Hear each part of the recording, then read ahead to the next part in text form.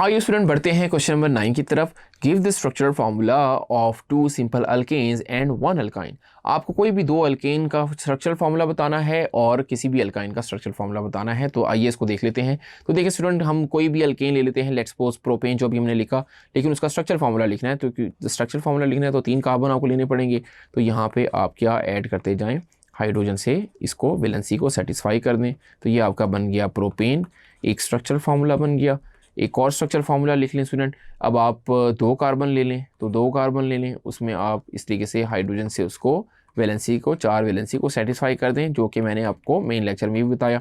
तो ये आपका नाम है, इसका नाम हम कहेंगे प्रोपेन है, और ये आपका क्या नाम है इसका, ईथेन, राइट। आइए स्टूडेंट अब हम अल्काइन को भी देख लेते हैं। अल्काइन की भी एक एग्जांपल आपको देनी है।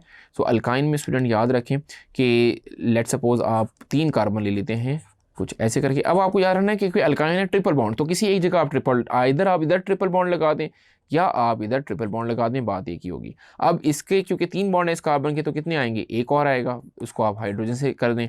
अब इस कार्बन के देखें कितने बॉन्ड है, 1 2 3 4, इसके तो 4 पूरे हैं, इसमें नहीं आना चाहिए। इस कार्बन के देखें 1 2 3 4, इसके भी 4 पूरे हैं, यहाँ भी कोई हाइड्रोजन नहीं आना चाहिए। इसका देखें, इसका ये 1 बॉन्ड है, फिर 2 3 एंड 4, तो इस तरीके से आएगा, और यहाँ पे आप इसको हाइड्रोजन से पुट कर दें। तो ये जो आपका है इस कंपाउंड का नाम क्या है, प्रोपाइन। होपफुली स्टूडेंट ये क्वेश्चन आपको अच्छे से क्लियर हो गया होगा, जिसमें हमने देखा अल्केन की भी एग्जांपल देख ली और अल्काइन की भी एग्जांपल, और इसका स्ट्रक्चरल फॉर्मूला लिख लिया। Thank you.